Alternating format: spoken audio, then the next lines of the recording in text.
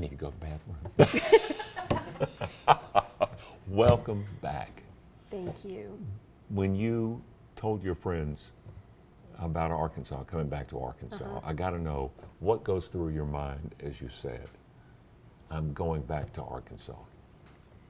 What goes through my mind? I don't think there was, it didn't require a lot of thinking, a lot of thought behind it. This was a very welcoming place for me in kind of my transformative years. I learned a lot, I grew a lot, and Arkansas just really accepted me and welcomed me with open arms. So it was, you all made it very difficult to leave I remember. the first time. Oh, we were throwing money at you. And a lot of other things. So it was so hard. It was really That's good. I like that. it was so hard to leave. So when the opportunity presented itself again, I mean, it kind of just rolls off the tongue. Going back. Now, in Pittsburgh, what did you do in Pittsburgh? I was the weekend evening anchor and reporter in Pittsburgh. And how would you describe, what did you tell the people you worked with in Pittsburgh about the shop in Little Rock at KTHB? It was a wild place. It was great, full of a lot of personalities. You know, the time when I was there were a lot of personalities. Big personalities, not just you. No, I'm not big, I'm loud. There's a difference. Okay. So You're a loud personality, That's right. but you're big. You're big in Arkansas and everywhere else. there you go. Yeah, so But you're right, there was a lot of electricity there, wasn't yeah, it was a really good time. A lot of people have since moved on, and a lot of people I've talked to have, surprisingly, maybe to you, talked about possibly coming back. See? Yeah, so I mean, it was a really good time. Everyone always has their newsroom stories, and Sure. of course, I'm sure people thought we were just a riot when I would tell them about things that happened in the newsroom back here. Oh, that's wonderful. Now, as you come back now, what do you look forward to the most? What's the one thing that you look forward to establishing that Marlisa is going to bring to the family at THB now, coming in as anchor? Aside from a lot of laughs and good times, I think being able to bring more credibility is what I look forward to the most. You know, I left in a reporter capacity. I went on and became an anchor in Pittsburgh, and kind of established myself in that realm, bring a little more credibility, a lot more wisdom this go around. So being able to have that in my journalistic backpack is rewarding, and I can't wait to put that to work back in Arkansas. And the stories of Arkansans, what about the sense that THB 11 is family? Have you felt that? Did you feel that before? Is that what brought you back? Give us that concept, or how that is instilled in you. Oh yeah, of course. I mean, it's part of our brand with THB 11 being home. And so naturally we've all become family. We hang out, we talk to each other all the time. Even in my years away, I still kept in touch with everyone here. And so that plays a big part in it, and I'm so happy to be back with my family.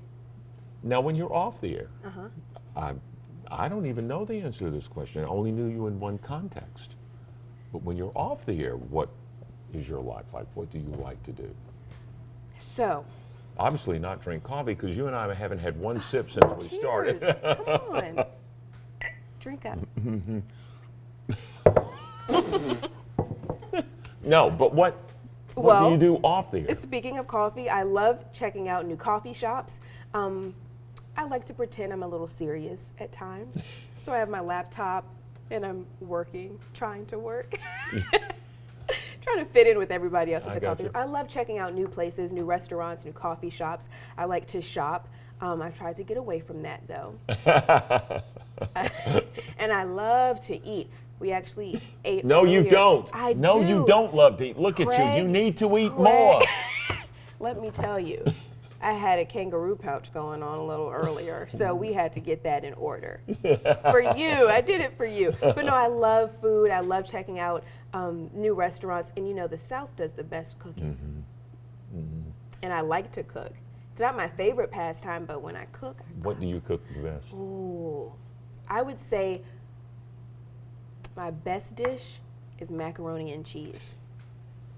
And we don't mean just opening the microwave No. little container Oh, and no. sticking it in. We're starting with boiling the noodles and grating the cheese. And I got a secret ingredient. I don't know if I want to tell you. Well, if there's a mac and cheese contest, I'm your Marlisa's- girl.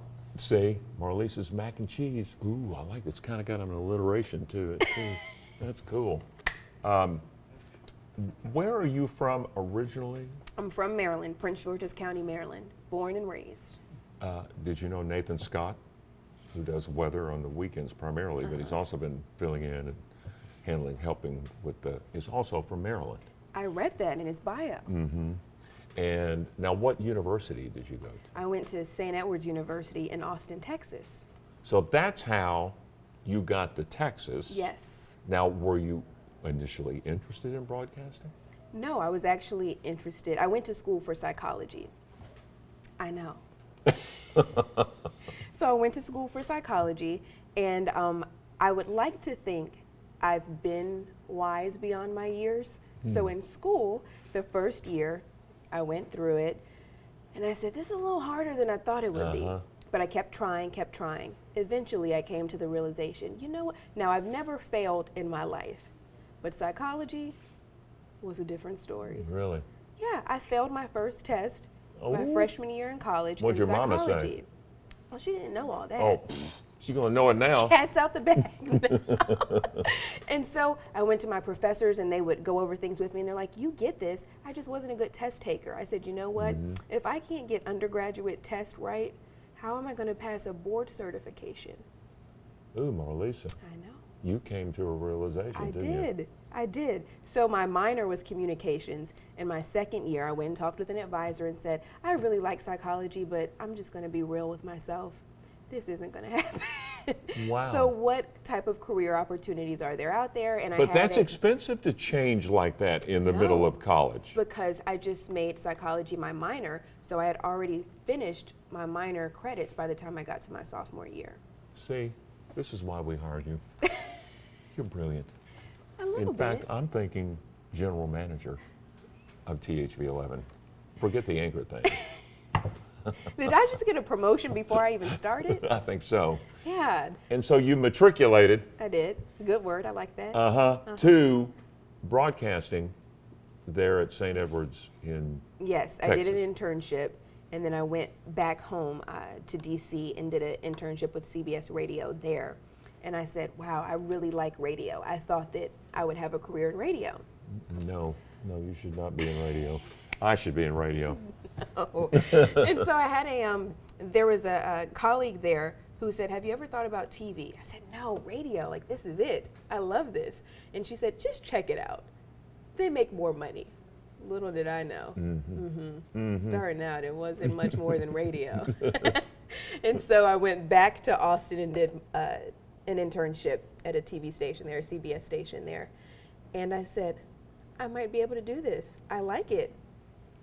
Now, I was a sports intern, though, so my Really? background was in sports. What's your favorite sport? I didn't know this. Basketball. Really? Did you play basketball? No, I played soccer and I ran track. Now, your husband, Yes. how did you all meet? We met at a mutual friend's house. He was having a gathering. Did and you I- like him instantly? I thought he was a really great person. He was That's diplomatic. he was very attractive, but at that time, I wasn't worried about anybody. I was focused and just doing my own thing. I said, he's a great person. He said, we should all do this again and hang out again. He tricked me. Aha, He got me. really? He got me Now, how did he propose? So he came, now this is a funny story. He came to Pittsburgh. He was trying to get to Pittsburgh to propose. My best friend flew out. She took me to New York, and we were hanging out with friends in New York. Meanwhile, he was trying to get from Arkansas to Pittsburgh. It was some weekend where crazy weather was happening. He got to Dallas and got stranded there. He got like 6 flights booked, and they were all canceled. So then you kept trying? Man. So he never made it out. My best friend went back home to Houston, and then like 2 weekends later, he came back by himself. And I picked him up on my lunch break. One day I was working. We went to Ruth Chris. Did you And have he an just idea got- it was coming? No. I don't think anybody did. At that point, he was just ready to get the ring off. So you're of going him. to this steakhouse Yeah. on your lunch break, Mm-hmm. middle of the day. Place was probably packed. Well, of course, the little bit. steakhouse is a nighttime place, but still. Yeah. And was it packed? There were a lot of people, but this wasn't his plan. Oh. Yeah. Oh, he didn't get down on one knee there at the steakhouse. Oh, he did. Oh. But this wasn't the plan. The plan was to come up when my best friend was there, Right. and we were in New York, and he never got out. So his elaborate plan with a photographer and videographer Gone. had to ditch it. So he was just going by the seat of his pants at this point. And he asked the waitress to come over and say, "Can you take a picture of us?" And she's like, "Sir, I think this is on video." And he's like, "Just press record." And I'm like, And what then- is happening here? And then, And then he gets down on one knee. Wow. And he's a jokester like you. well, And so I said, Yeah. "Get up. Why are you acting like this in this nice establishment? Get off the floor." It's like, "Are you going to answer me?" was he shaking? Not yet. Oh. He was close to it. Oh. I thought he was playing. I thought he was joking the whole time. And when it was clear it wasn't, I was like, I didn't even allow him to put the ring on my hand because I snatched it out of the box. I'm a mess. Yeah, but a great mess. And it's a mess we welcome. Oh, that's great. Yeah. Now where are we going?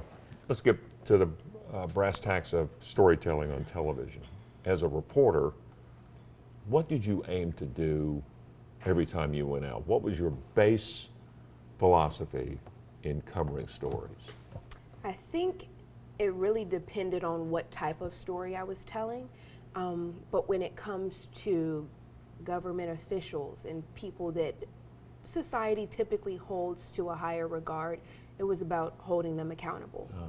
Because I think whichever side you may be on, when you take certain positions, society will hold you to a higher standard, and you are expected to act and behave a certain way and take your role very seriously. And I don't play about that when it comes to our lives and our viewers' lives. And so really being able to hold people accountable is what I look to Without do. taking a side. Without taking a side. Your favorite type of story to cover, what was it? The ones that when you got the assignment, you go, yeah, this is good. This is going to be good. So I think there are two answers for this. Back to holding people accountable, I got a sense of an adrenaline rush when it came to tracking people down. You've been dodging my phone calls, my emails. We're going to find you because you don't want to answer to your constituents. You don't want to answer to us. So I like being able to track people down and hold them accountable to get answers because that's what we're here to do. So there's one side of Marlisa. The other side, when we got to go into the community and tell those community impactful stories, I really love that too.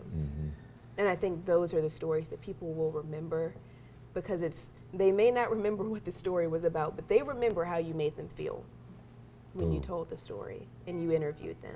And that's so important. I loved that. I loved having relationships and building relationships. To this day, when people found out, they were texting me, they were Facebook messaging me, and these were viewers. They weren't colleagues, they weren't neighbors, they weren't people I went to church with. They were people that I met through storytelling and were saying, "Oh, I remember when you did this story. You may not remember me, but I do. I remember every story that I did." What surprised you about Little Rock in Arkansas when you got here? One, the diversity. I was pleasantly surprised by the diversity. So many different types of people from different walks of life that I don't think many people know or would expect unless you come to visit or live here. It's beautiful.